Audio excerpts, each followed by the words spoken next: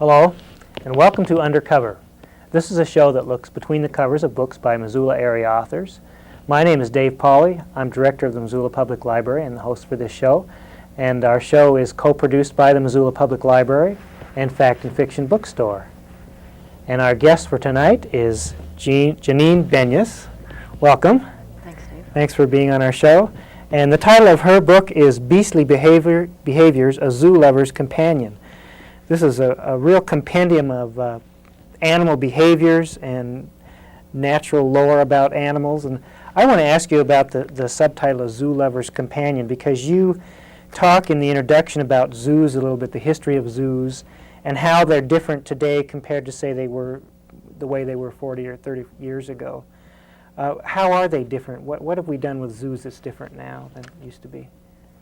Well, writing this book was sort of an educational process for me about zoos, because I myself wasn't very pro-zoo until I started to look into the whole subject. About 15 years ago, zoos realized that the public was changing. There was a tide of sentiment for animals, for animal rights, and people did not want to go to zoos and see single animals in cages, in barren settings, and people were not going to zoos very much. At the same time that there was this sort of tide against zoos, there was also a real need arose for some place for conservation breeding to happen. And so zoos began to change. They began to put their emphasis on kind of behind-the-scenes stuff, breeding endangered species, and then exhibiting animals in more naturalistic settings, more habitat-oriented, where you go in and it's like a tropic world type of a thing, and educating people not only about the animals, but about their habitats and about what they need in the wild. And so the zoo that I went to as a kid, as I read the book, I thought, yeah, it was like that. There was this sterile, hard cage, and there was one lion in there pacing back and forth. And I guess that made me not feel good about zoos as a child. Right. You and a lot of other people. What zoos used to do, they had sort of a postage stamp mentality. They looked at collecting animals like collecting postage stamps. They wanted to have as many different species as possible in a single zoo. If you had one of 100 different species, you were better than a zoo that only had 50 species. Today, that's completely reversed. Now you go into zoos, and a zoo wants to keep a herd of animals. They'd rather have 30 zebras than one zebra, and they'd rather have, maybe they will only have 25 species total, but they'll have family groupings, and the reason is because their reason for being now is much more conservation breeding. And animals are not going to breed, many animals, unless they're in the social groupings that make them feel comfortable. Right. And you also have a strong conservation message in the book, and you talk about the threat to animals around the world. What in general do you think is the prognosis for the survival of some of the species that you talked about in here, like, for example, the mountain gorilla? Is it hopeful or not hopeful? There are probably around 400 mountain gorillas left in the wild. It's unfortunately, for many of the species that I talk about in the book, experts are predicting that within a decade, the last remaining individuals will be those in zoos. And at that point, the zoo becomes an ark. And the population that you have worldwide in a zoo, if you have 100 mountain gorillas, there aren't that many, but in zoos worldwide, that becomes your last remaining worldwide population, those 100. And then it becomes very important to carefully breed them in the hopes that someday, the flood will, if it's an ark, the hope is that one day the flood will subside and there'll be habitats left to reintroduce species into. And what about reintroduction? I know you mentioned that too. That has happened to a limited extent in some places, I guess. Is it a feasible, what are the problems with that, or what are the prospects for reintroducing species back into the wild that have been bred in zoos? Well, it's certainly not 100% successful. It's one of these things that depends on how you want to look at it. When for instance, golden lion tamarins have been reintroduced to Brazil in a certain area. The mortality rate is really high. A lot of them die. They have been in captive situations, and they're not, their reflexes, their defenses against predators are not as good. So maybe you'll get 30% of them will live and then reproduce, and many will die. But if you look at it, at least it's something. If we don't try, there is no, if they don't try to reintroduce species, the last remaining individuals will die in zoos, and that will be it for the species. That'll be the end of the chapter. So it depends on how optimistic people are. Well, let's talk a little bit about the animals themselves. Each chapter is divided into different parts of the animal behavior, reproduction and feeding, and I found it real easy to go through and find specific information about a particular animal. But what I wondered is how you chose what animals to put in here. Now, obviously, some of them are, like the mountain gorilla, we know a lot about. They're endangered. We know that from a lot of the publicity, the movies and books that have been written. Did you intentionally choose animals that are either threatened or endangered, or how did you choose the species you were going to put in here? Yeah, I wanted each species to tell a story and somehow be an ambassador and tell about a lot of other species. I was only able to talk about 20 species here, but I wanted to be able to have that species stand for a lot of other species that are in trouble. But my criteria, I guess, were just which species had been studied extensively in the wild, because that's what I used for research, was field studies and then also captive studies. And I melded those two to talk about what an animal would do in a naturalistic exhibit in a zoo. I wanted species that you would commonly see in most zoos. That was one criteria. The other was just how much research was out there. How much do we know about them? Do we know a lot more than we used to? I mean, has there been a lot of field work done that is more reliable than the way it used to be done? Oh yeah, yeah. The 70s and 80s have been a real time for people people called ethologists, who go out literally with stopwatches and clipboards and watch every movement that an animal makes throughout the day, and then they come up with what's called an ethogram. And a lot more of that has been happening. We've been wanting to catalog the behaviors of species. We realize that's a way for us to understand them. And so that research, especially in the 70s and 80s, has been, filling the journals, the very technical journals. Right. And but you don't see too many people taking it out of the journals and putting it into an applied form that we could use.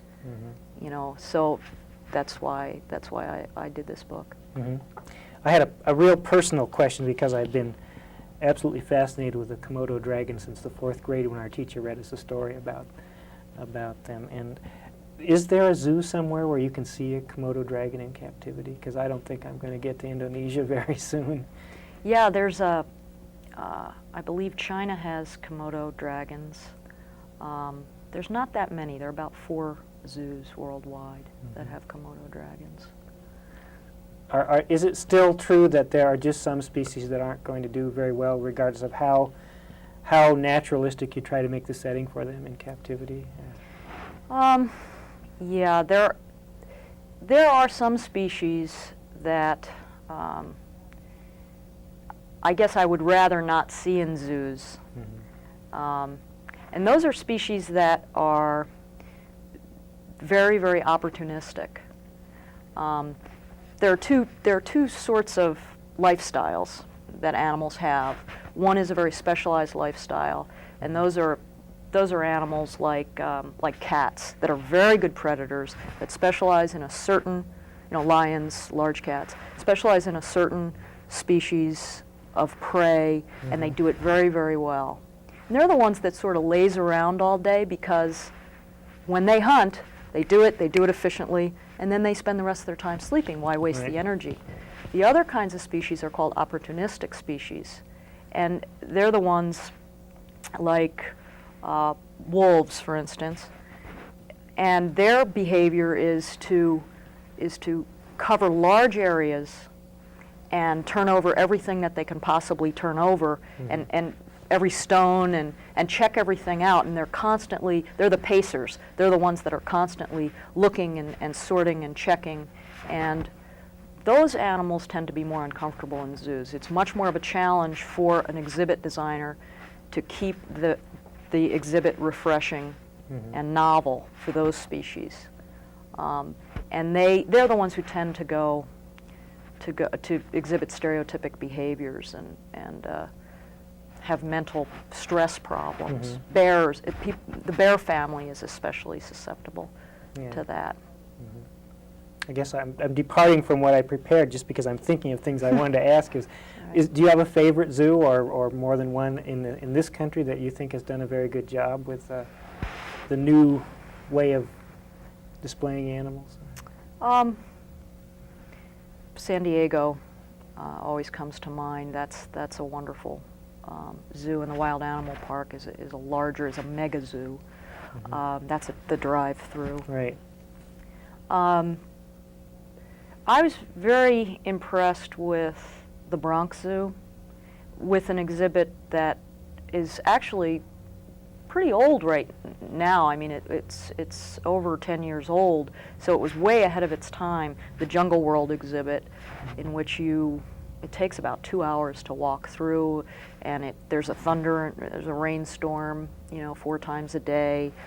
You walk through several different kinds of habitats. The animals are all active. They seem to not be noticing you. The people are in inconspicuous walkways. The animals have the room, and the people are are behind the railings. Right.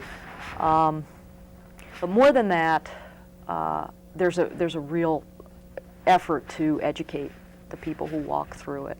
For instance, at the end of that exhibit, there's a digital readout, and there's 2 of them. One digital readout says number of acres that are now being clear-cut throughout the world, and it's just clicking. It's 50 acres a minute or whatever, or a second, I can't remember. The next digital readout is the number of people who are being born in that second. Those sorts of things, that's what zoos have got to do right now. They have got to be the place where people are getting educated about conservation issues. And they're certainly where most people in urban areas get their dose of nature. Yeah. Well, you had a real unique feature in this book that I haven't seen in very many similar kinds of books, and that is in every chapter it seems like you had a section about how people have interacted with a particular animal. How did you get that idea to do that? Do you know? Or why did you want to include that in there? Again, I think it was just a conservation message. It's my soapbox area, where I feel very strongly about the fact that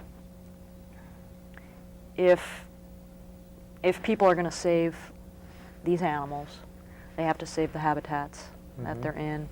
And if people are going to be motivated to change, what will motivate people to change their buying habits and their politics? It's going to be affection for the resource. It's going to be affection for these animals. I think that when you read the behaviors of these species and you read their story and you get into them, you start to feel close to them. The next, that's sort of the awareness level, and then the section that talks about how we've impacted the animal and what their prognosis is for the future, that sort of gives you that extra information that you need now that you're motivated to act. Mm-hmm. This tells you sort of where the species stands and what you can do about it now. Mm-hmm. I found that to be a really unique and interesting feature of the book. Well, I wonder if you could share with me, as I read the book, you had divided animal behavior into basic behavior and a social behavior. What's the difference between those two kinds of behavior? All behaviors can be broken down into basic and social. Each species, this is kind of interesting, each species has between, like a repertoire of between like 35 and 40 behaviors, basically, that can be cataloged. And they break down into basic, which is individual behaviors that you can see if an animal is alone. It's feeding, it's drinking, it's keeping itself warm, it's drying itself off, it's bathing. Those are all basic behaviors. They're maintenance behaviors.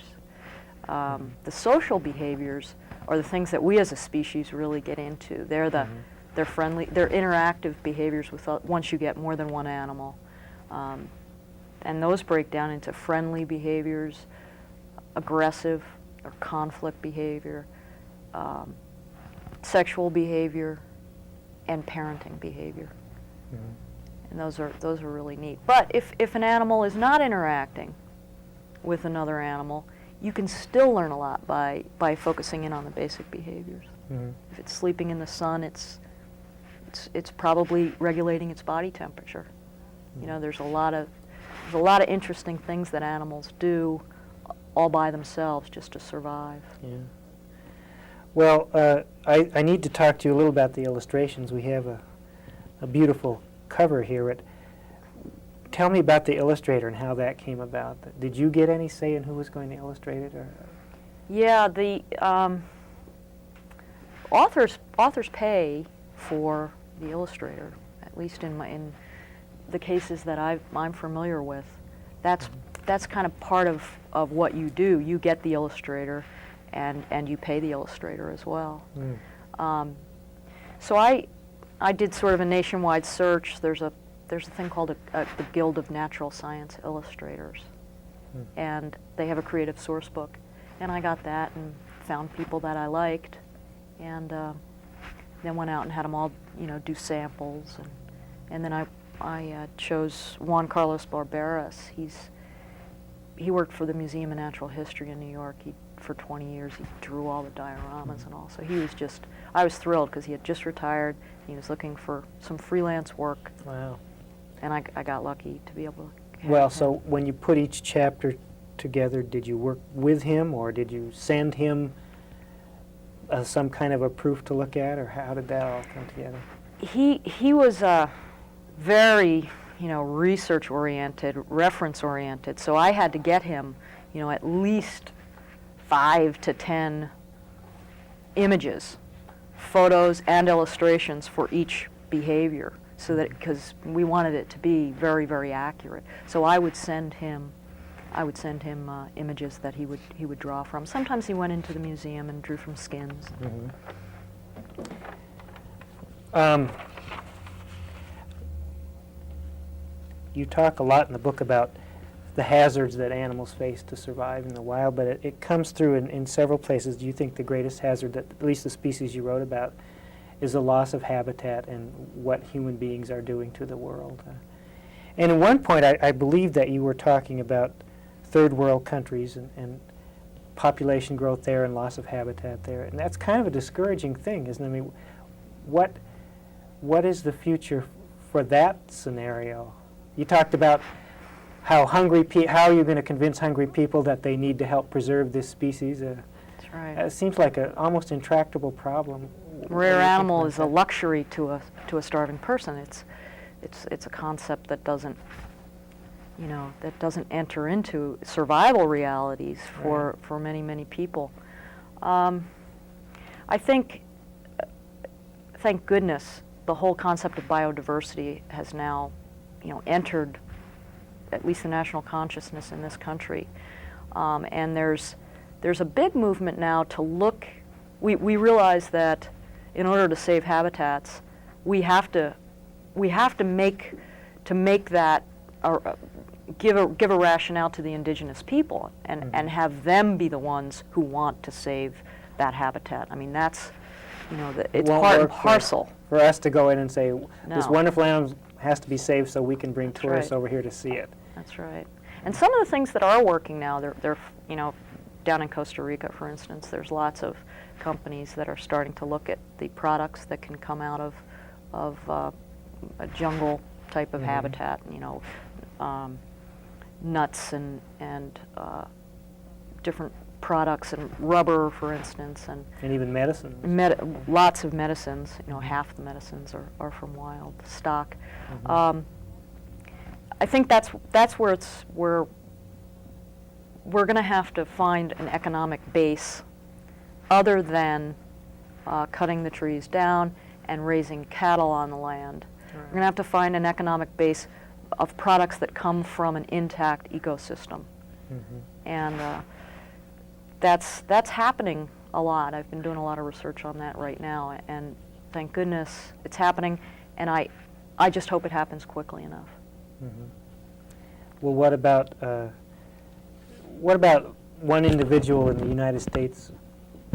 We kind of feel powerless looking at this. Is there something we can do, do you think? What can we do? How should we approach this whole problem?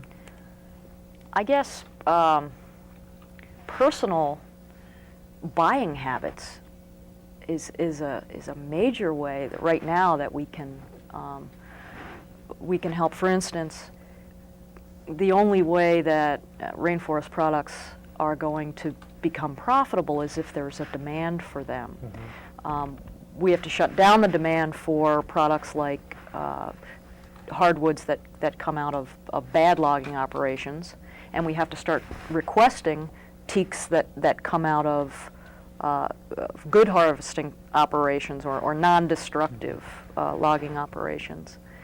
And so just by what you choose to buy, you can make a big difference. And then there's several organizations that you can join, that you can either contribute time or money, and those people are leading a fight. One thing that I really find helpful is the Nature Conservancy's approach, which is actually to buy directly land. Right. That's what we need right now. Those kind of an emergency measures. We need those lands bought up and held in reserve until we can figure out what to do. Yeah.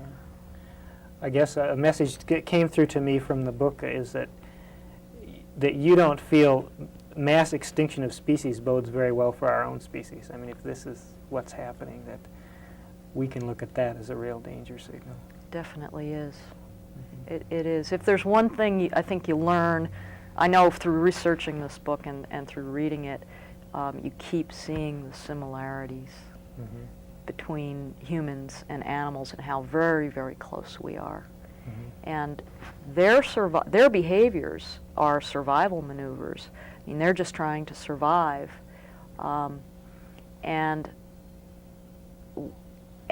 we forget that we are also in a survival mode in terms of clean air and clean water and room to live.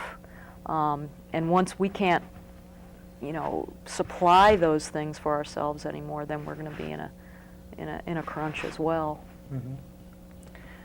Well, thanks, Janine, for being our guest on Undercover. This is a wonderful book and just outstanding research on animal behavior. I think people are going to find it really fascinating. Name of the book again is Beastly Behaviors, and we're buying copies right now for the library. We think it's going to be very useful for research and people that are interested in animal life in general. I want to take a few minutes here to tell you about some things going on at the library. We still have our story time for preschoolers happening. We'll be carrying that on through December 18th, and then we'll start up a new series sometime after the first of the year. So I'd like to encourage parents and other caregivers of kids ages about 3 to 6 to bring their kids down for a story time at the library. It's a pretty important event. It's one of the first times that often children have to be together with other kids and learn the listening skills that they need that start them on the road toward being good readers and having a love for books. And we do that 3 times a week at the library, one morning, one afternoon, and one evening. You can call us at 721-2665 to get the exact times and more details about our preschool story hour. Also want to put in a plug for our adult book discussion group. We meet once a month on the 3rd Thursday of every month, and we discuss a variety of books. We kind of are a free-flowing group. We choose what we'd like to discuss, and there is a small charge to be involved in that, just to pay for the cost of the books. We buy paperbacks, and we do have room for more people. If anyone's interested, they need to call us at the library and talk to me, Dave Pauley, or to Betty, or to Christine. We're the people who are in charge of organizing that program. Finally, I want to say a word about something real important to me, and that's the formation of a library foundation. We have a tax-exempt group now. We have received tax-exempt status from the IRS, and the Library Foundation is made up of a volunteer board that is making an effort to raise a substantial endowment for the library. So we're encouraging planned giving. We're encouraging gifts large and small to help us build up that endowment. There isn't any way that we're able to give the full range of services we'd like to give just from the tax revenues that support our library, although we certainly are very grateful to the community for being supported, but we want to be able to go above and beyond the basics at times, and because of that, we need to raise money through an endowment. So if you're interested in hearing more or knowing more about the Library Foundation, you can call me at the library with that easy number, 721-BOOK, and I can give you some more details about that. I also want to take the last few minutes I have to thank all the people who helped us in the month of October with our Friends of the Library used book sale. That's our biggest fundraising event every year, and we raise a lot of money for the library through the book sale. Special thanks go out to people like Leo Lott, who is one of our faithful Friends volunteers and works almost year-round getting that book sale organized.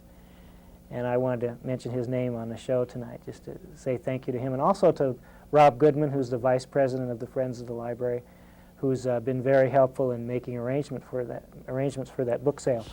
Keep in mind the library's open 6 days a week. Some people still don't know that, I think. We have been for about 2 years now.